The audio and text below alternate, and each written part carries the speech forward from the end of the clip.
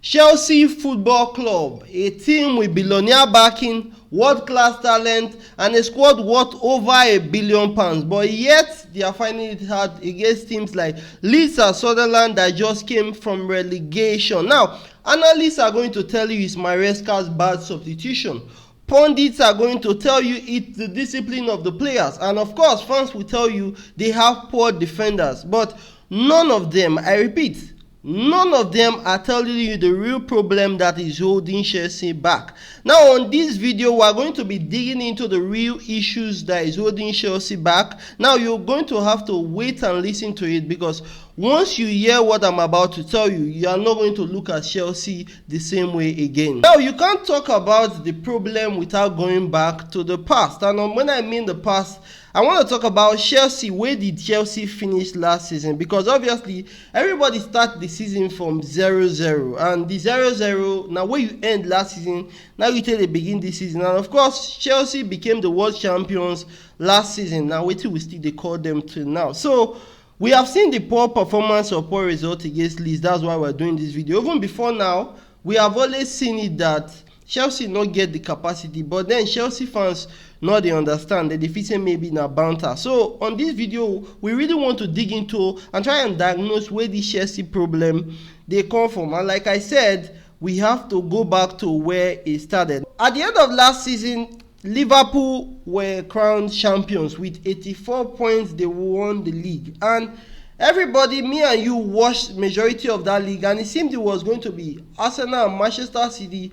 Then Liverpool took it from them. So we all said Arsenal lost last season because they seemed like the title favorites after Man City sort of fell off. But Arsenal could not make it, and so they ended up in second position with 74 points. Now, after Arsenal is Manchester City, which ended up with 71 points, 3 points difference from Arsenal. And guess who's next? Chelsea with 69 points. 5 points away from Arsenal. So by looking at this table, if you also look at the matches won last season, Chelsea won equally the same amount of games as Arsenal. Chelsea only lost more games than Arsenal. So by just looking at this table, you will understand that as of last season, Chelsea was not so far off from Arsenal. So going into the new season, the project and what the backroom staff wanted to do is just going to be the major difference between the two teams, of which I would like to point us out to. Now, this was the transfer market, and this was the transfer that Chelsea did coming into the new season. Obviously, there were news and noise about Chelsea going for a goalkeeper, but they did not buy a goalkeeper. Chelsea went on to sign Herto, a defender from Ajax. I want us to pay attention to something: the ages of the players Chelsea bought. The first player Chelsea got was Herto from Ajax. The next player is Esugo from Sporting Lisbon, 20 years old. The next one was Barmote from Brighton, 20 years of age. That's the third one. The fourth one was Gittins from Borussia Dortmund. That's 21 years. The next one was Alejandro Garnacho, Manchester United, 21 years. The next one was Estavio from Palmeiras in Brazil for 18 years of age. The next one, that's the sixth one. The next one was Joao Pedro, 24 years of age from Brighton. Then the last one is Delap, 22 years of age. So if you can see, the average age of the players Chelsea signed is probably 21 and 22 years. You have to understand that after finishing last season, the goal of the club, if it were to win the Premier League or win trophies, it would have been focusing on what the team was missing out on, not what per se the project of the backroom is all about. Now, we explain what I mean by that.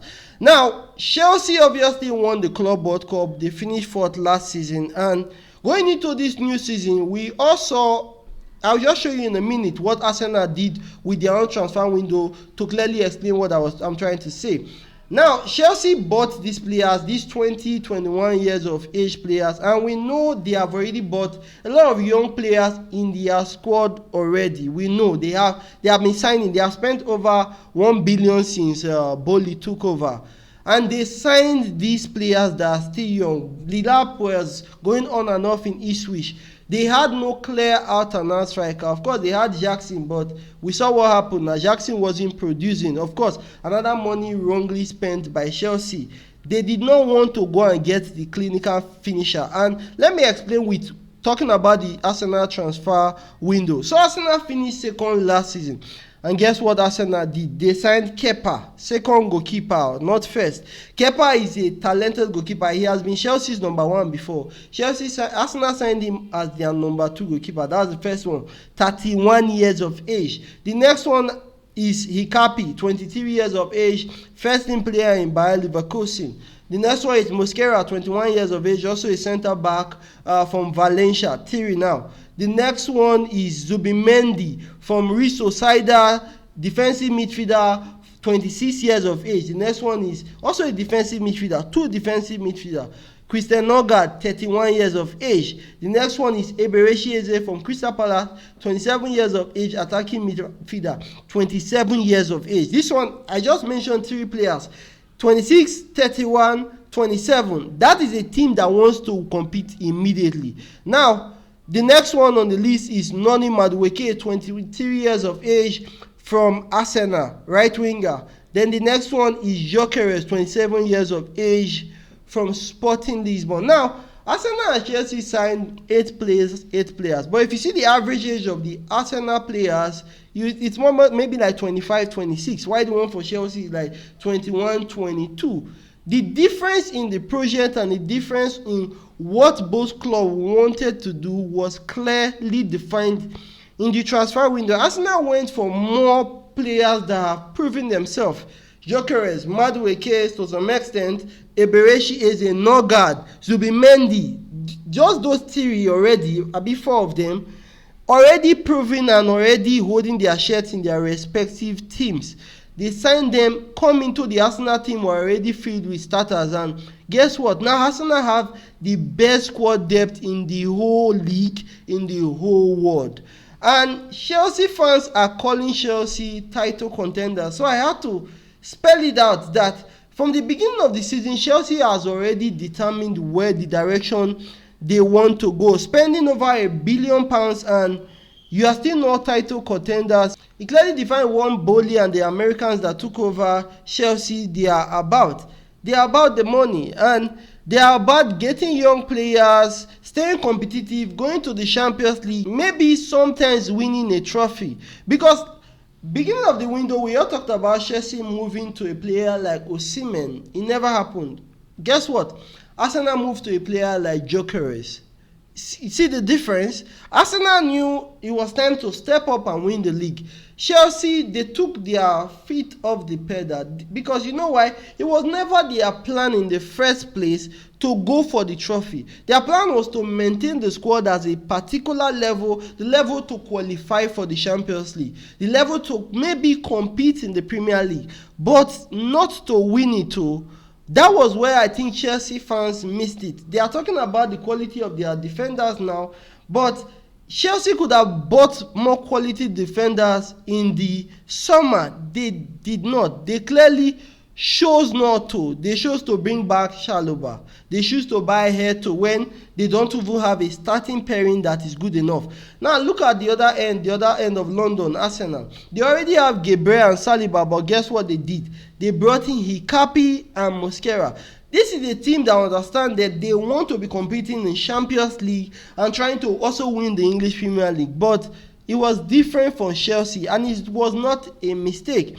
It is what Bowley and the Americans that took over Chelsea have planned from the beginning. Now, if you see the breakdown of the transfer that have happened since 2022 when Bowley took over Chelsea, you will understand that Chelsea have never been trying to win the league.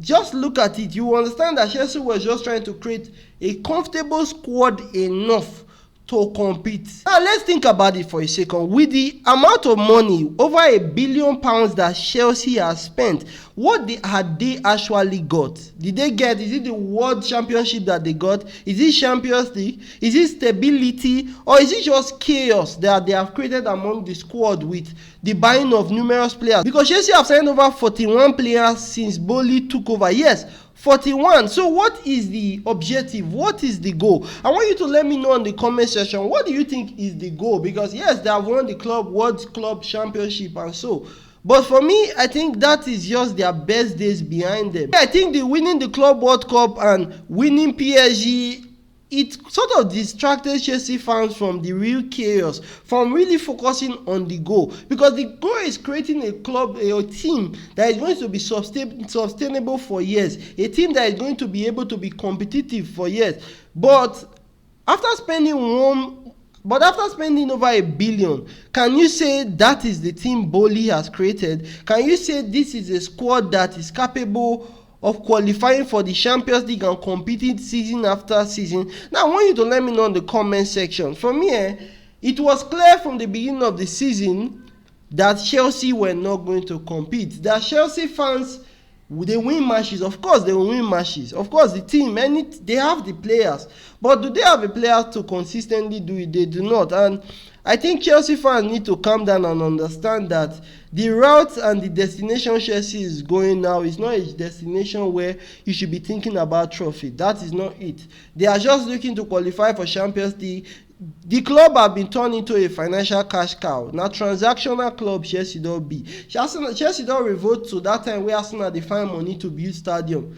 But now, Chelsea, they do them by choice. They choose not to buy the right players to make them compete. Now, you let me know your thoughts on the comment section. Please do not forget to hit the like button, hit the subscribe button for more videos like this. I'll see you on the next one.